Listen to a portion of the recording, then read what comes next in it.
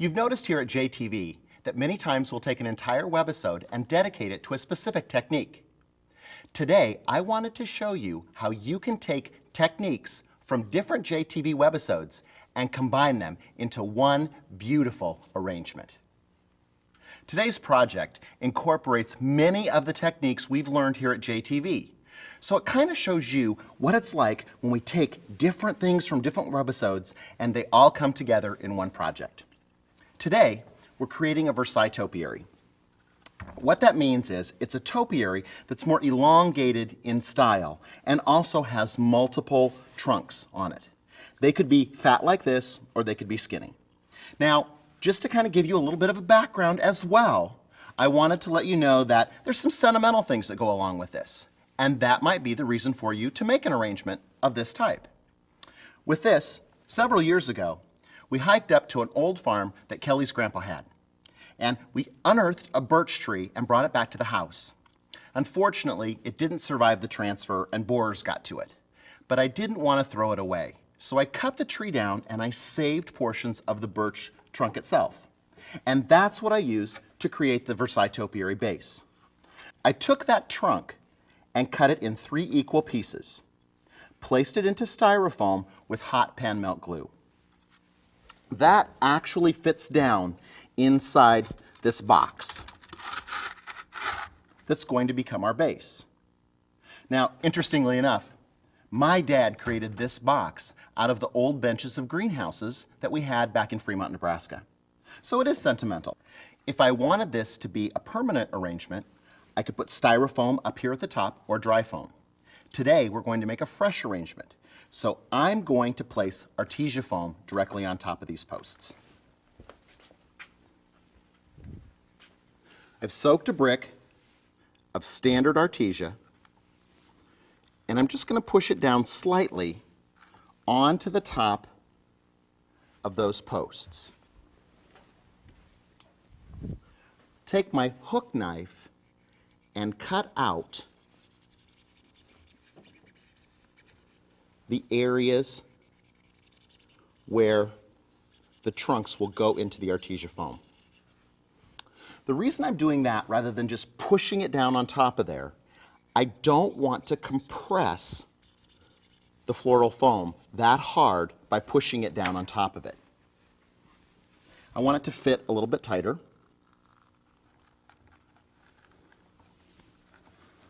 And now it goes on there much easier. You're still going to notice that I displace water, and that's okay.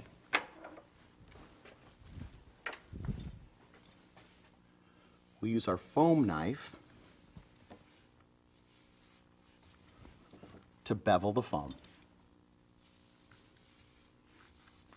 We bevel the foam so that the insertions are easier and form a nice round shape. Now I can do the top, but because we're going to go into this on all sides, I'm going to do the corners as well, and we'll also bevel the bottom edge.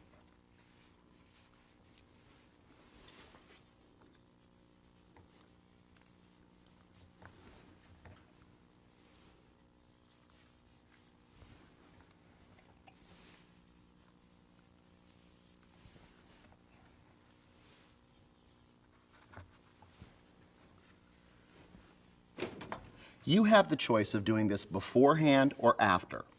I always like to form and shape my artesia foam after it's placed where it's going to be, especially in the case of a topiary, because I'd want it to fit exactly where I'm going to have it in the arrangement.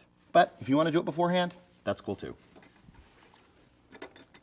Now we're ready to add our flowers.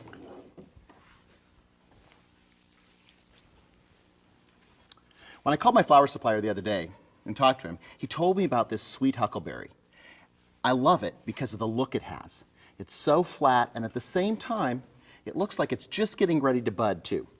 So it seems as it's starting to be spring all over. We'll use it as our basis first.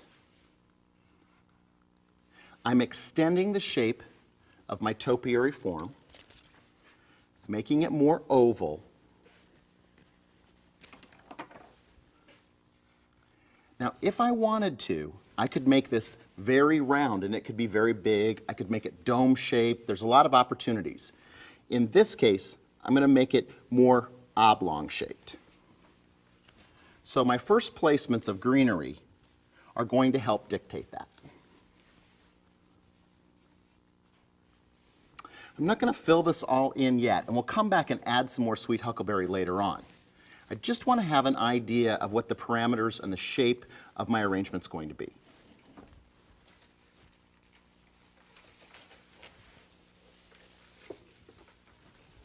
Next, we'll use some finger acacia. I love the way that this looks. Now notice, if I hold it this way, it's going to drape down that way. If I put it into my foam this way, I get a different type of a look. So I'm putting it in upside down.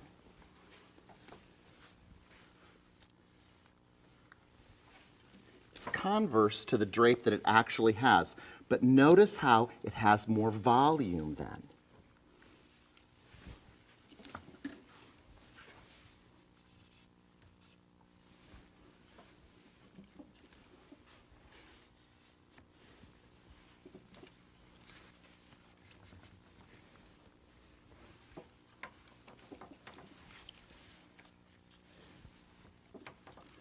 I'm using all of the different pieces and the little tendrils that came on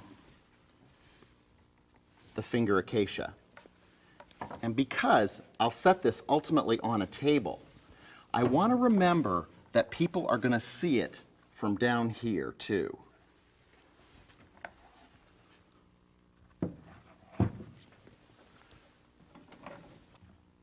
I've pulled my turntable out because I want it to be exactly where it's going to be on the table when I'm designing it. It gives me a better idea. Sometimes if we work on something too high or too low, we're not working from the perspective that the people will see it. Next, we'll use some of the Mardi Gras Solid Ago. You always know it's Mardi Gras Solid Ago from Esmeralda because it has this great Mardi Gras sticker. They did such a great job of branding this product and creating something that was functional for us as florists.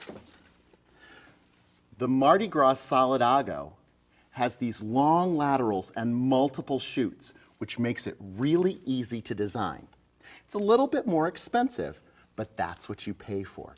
You pay for that ability to work with this product and have it be so easy and design friendly.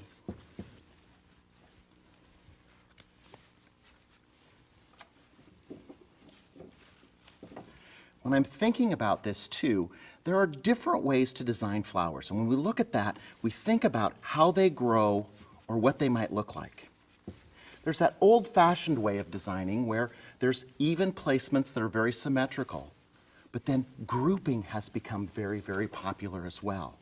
So we might take our Solidago and group it together in one place at one end of our topiary form.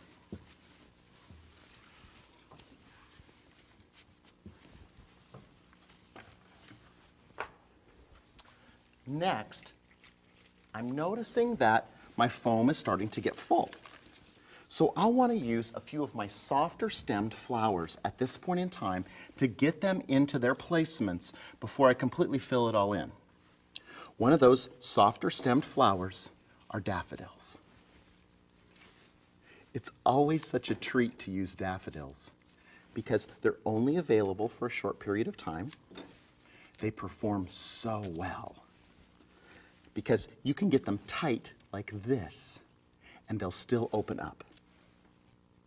Now sometimes people are challenged with having that soft stem poke into the foam. Let me show you a trick. We can use pipe cleaners or chenille stems and place those directly inside the stem itself. Daffodils have a hollow stem, and then we can push that down into the foam. Also, the pipe cleaner wicks water up inside the stem itself, so it helps keep it hydrated as well. It's a great trick to remember when you're working with something like daffodils. The other thing is to hold your fingers close to the surface of the foam and continue to push down in a gentle fashion. That also works really well. My grandfather used to take his knife and draw an X into the foam and then push it down inside there. I worry about that though, because it's creating some air pockets inside there. So I prefer to use the chenille stems or also just push on it very securely. If you try and push a soft stem in from back here like that, you'll end up breaking the stem and also breaking up your foam.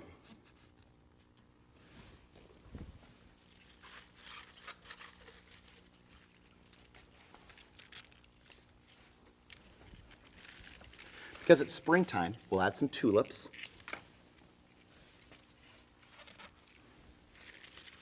We grouped our daffodils together in one spot, so we'll group our tulips off to this end. I'm also going to place one down here so that we've got it cascading.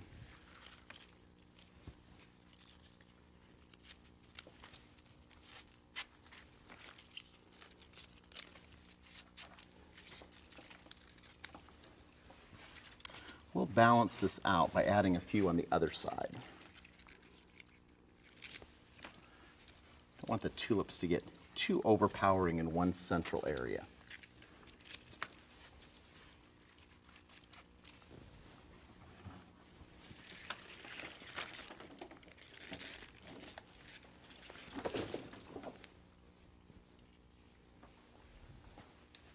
Got some yellow Gerber daisies.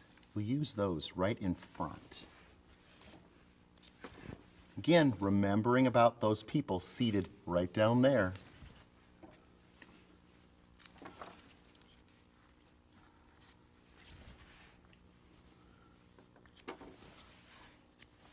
We'll kick those together.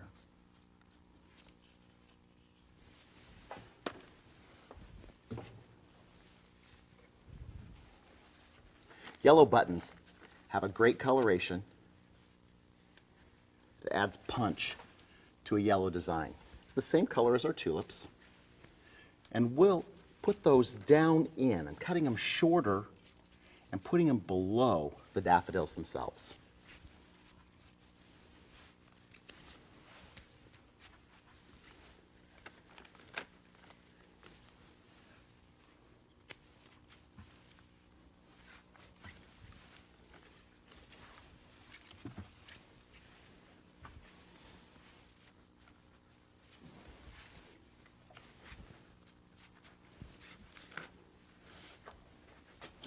Now I didn't forget the people sitting on this side, so I brought those down that direction. Now because my container has some white in it, and because I have white birch branches, I'm going to deviate from something I've told you a lot on JTV. I'm going to add some white because I want to tie in the container, and also because I'm working with a primary color scheme, it's okay to add white. We're used to seeing white and yellow together, red and white together, or blue and white together because they're primary colors. So it looks kind of like gingham ribbon if you think about that. The blue and white combination reminds you of that wonderful Dutch dinnerware. And red and white, of course, looks like a great picnic tablecloth. Because these also have yellow centers, it ties them nicely to the design. When we add white to a normal arrangement of mixed colors, it dilutes that color about 67%. But right now, we're all so ready for spring. This gives us a really fresh spring appearance.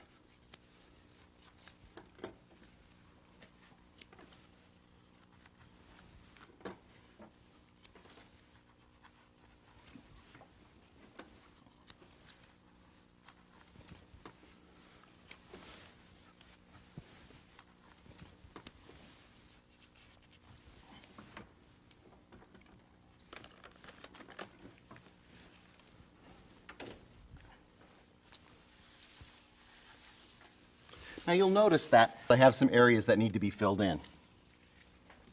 So I'm going to use Alstroemeria, keeping all my leaves together. You'll notice my Alstroemeria is a little bit tight. That's okay. It's going to open up over the next couple hours. And we'll start to have flowers emerging. We also know that Alstroemerias have some phototropic qualities, which means they'll open towards the light. Our tulips will do the same thing.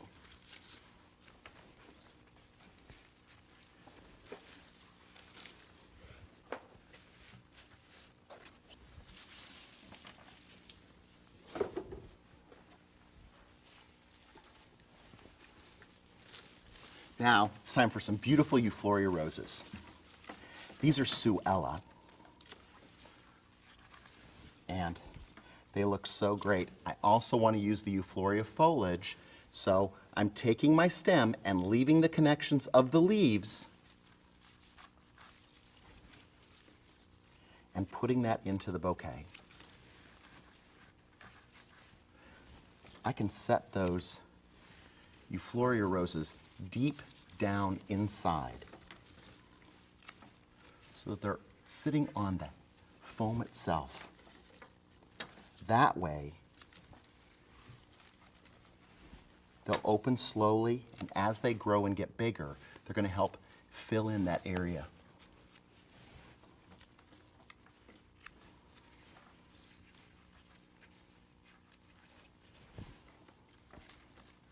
This is so great, being able to use that foliage to be a natural differentiation filling in throughout the bouquet.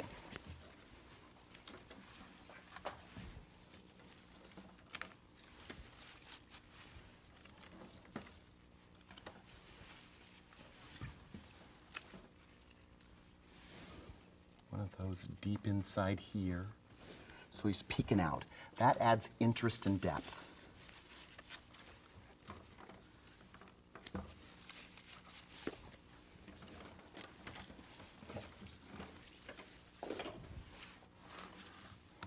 I think it's starting to look really good. Because I've got different shapes of flowers and my eye is drawn to those, I love the way that the texture here and the texture here is starting to work in the design. So I'm going to add a little more Solidago just to help break that up. I need it right here.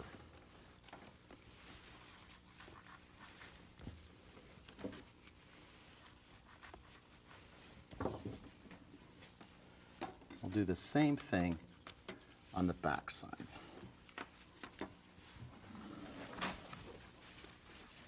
Just going in here to add that same texture.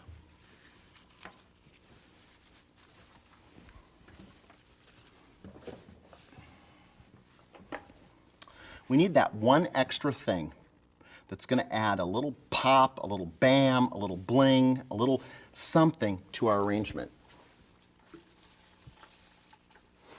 And that's the Euphorbia Yellow Babe spray roses. Because they go in one insertion, it starts to be the transitional material between our small filler flowers and the bigger roses themselves.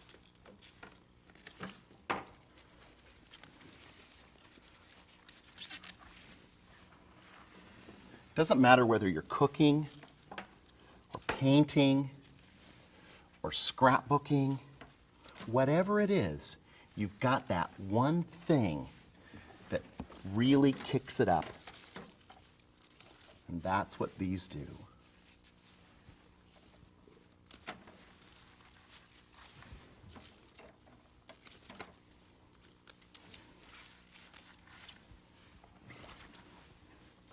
They have such a natural appearance.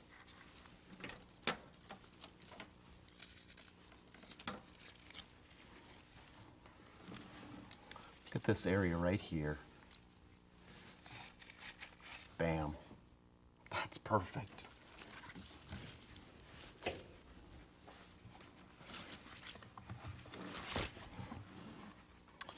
So we'll add our gravel. This is Sandtastic. We'll add that to cover our base.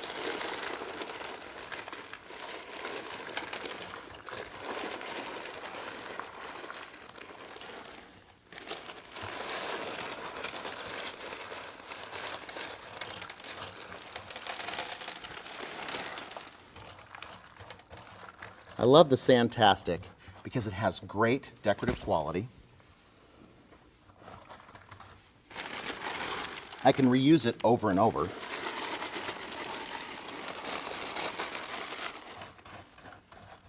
After I've used it in something like this, I'll take it out, put it in a colander in the sink, and rinse it off. Let it dry, and then put it back in the bag. You can use it for something like this, or I can use it down inside a vase to create interest and texture. Now, it wouldn't be a JTV project without some ribbon. We want to use a couple touches of beautiful ribbon, this arabesque I've been saving for a special occasion. Do our dovetail cut.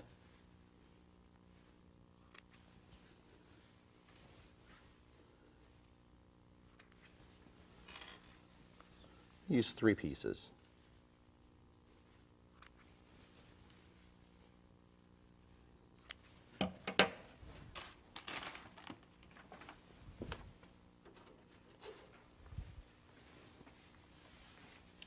Taking that arabesque ribbon,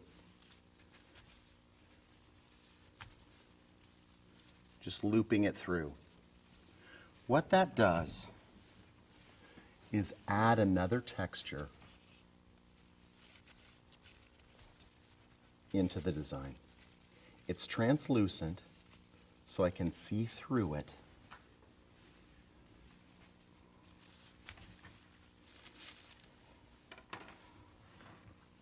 And that makes it look like a festive spring bouquet. I like being able to see the flowers directly through that ribbon. My final step, Kreisel Professional Glory.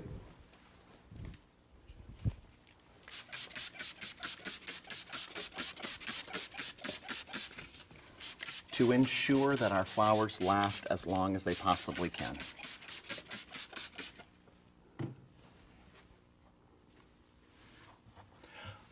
Our sentimental centerpiece, from a multitude of tricks we learned at JTV, is ready for our dining room table.